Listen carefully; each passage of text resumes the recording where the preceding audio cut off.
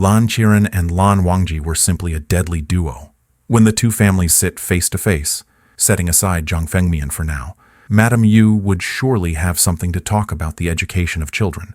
If Lan Qiren would complain, revealing some of Wei Wuxian's past misdeeds during study at Cloud Recess, inevitably causing a harsh reception, it's like sitting at home and disaster falling from the sky, thinking about this embarrassing scene being seen by the immortal girls. Wei Wuxian suddenly felt his face tingle with shame. However, Ni Huaisang said again, "Why do you think Lan Qiren still let Lan Wangji come over? After the incident you caused back then, he didn't let Lan Wangji attend our classes, fearing." He glanced at Wei Wuxian, but didn't finish the sentence. Wei Wuxian replied, "Afraid of being stained by me, right? Who knows what plans he's plotting? But since this time he's come to us voluntarily. If I don't stain him a bit, how can I live up to my notorious reputation?" A glint flashed in his eyes. Besides, this isn't his Lan family. Their family rules can't just fall from the sky to punish me, right? Jiangzheng rolled his eyes. "You better not mess with him. Even if his family rules don't come, he does, along with his sword. If he's unhappy with you, can't he just chop you? There's no ban on fighting here." Wei Wuxian snorted and sneered coldly. "Afraid of him? Perfect. I didn't get a good fight at Cloud Recesses, so I'll gladly spar a few rounds." Ni Huaisang looked admiring. "Brother Wei, you really are arrogant." He opened his mouth to speak further, but as he glanced around, a few cultivators in Ni clan robes quietly arrived. Leading them was a middle-aged man with a stern look. As soon as Ni Huaisang arrived, this man hurried down first. Walking behind, he overheard parts of their conversation and frowned slightly. Approaching, he first fixed a gaze on Ni Huaisang, his eyebrows and eyes reminiscent somewhat of Ni Mingjoy. Ni Huaisang immediately shrank down in posture and voice, unwillingly speaking seriously as he introduced them.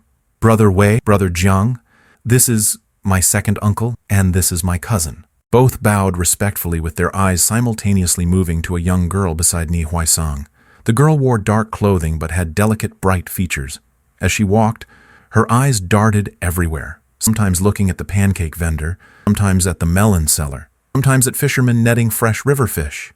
She paid no attention to being introduced until Ni Huaisang poked her a couple of times with his finger. Startled, she finally noticed Jiang Cheng and Wei Wuxian, widening her eyes. Ni Huaisang was helpless. Perhaps he was used to being ignored and wasn't annoyed. Clearing his throat, he prepared to introduce her again. "I know," Zhan interrupted him abruptly. "This is Wei Wuxian. This is Jiang Cheng." Ni Huaisang waved his fan hesitantly.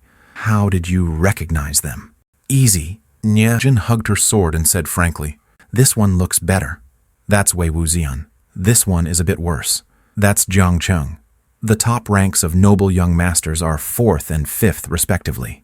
Jiang Cheng's face darkened. Ni Huaisang smashed the fan handle against his head with an expression of, "I should have known. I shouldn't have asked. My gut was right." Wei Wuxian looked at the young girl several times, then pulled Ni Huaisang aside and whispered, "Your cousin is quite a formidable one.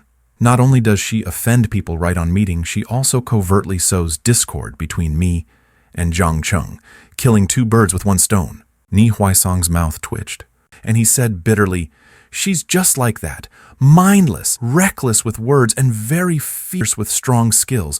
Brother Wei, watch out for her from now on. The most important thing is, don't even think about marrying her." The commotion at the main gate passed without major incident, except Jiang Cheng kept a sour look all day, acting like he was swallowing fire everywhere.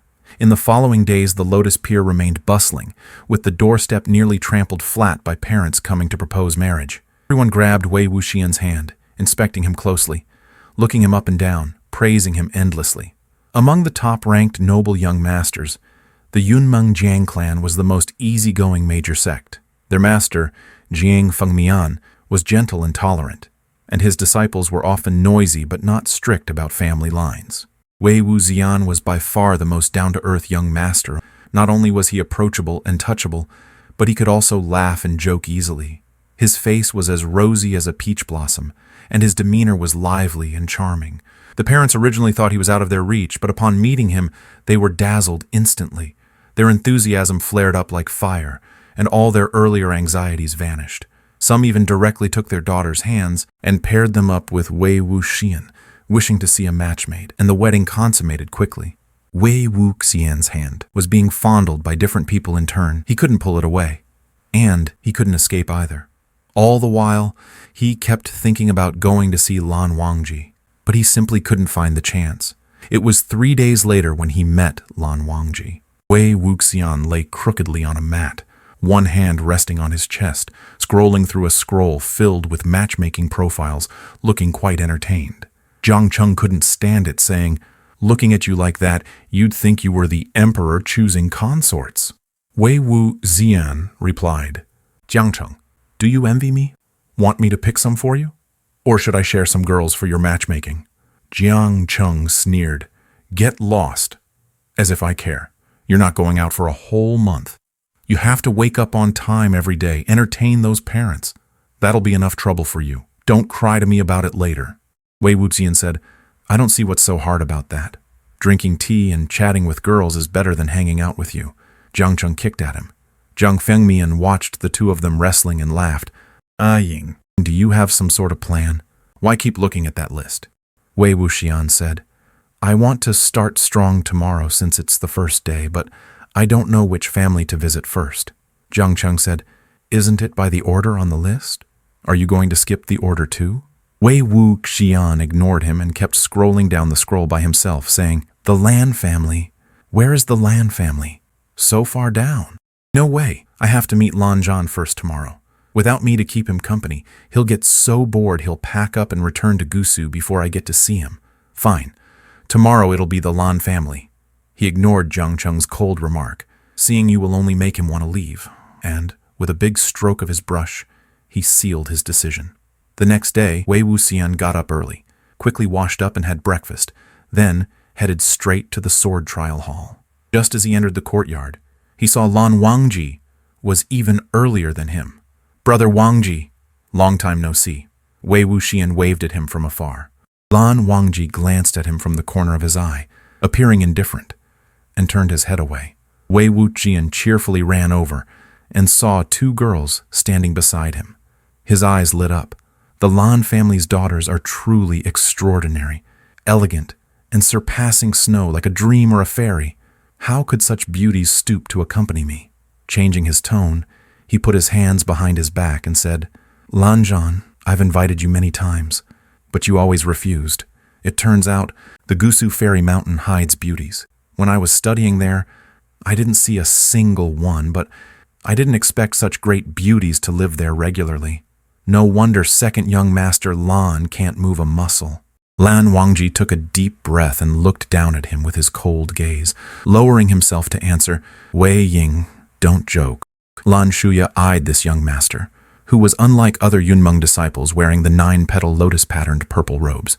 He was dressed in a sharp, black robe, wrapping a slender figure almost as tall as Lan Wangji.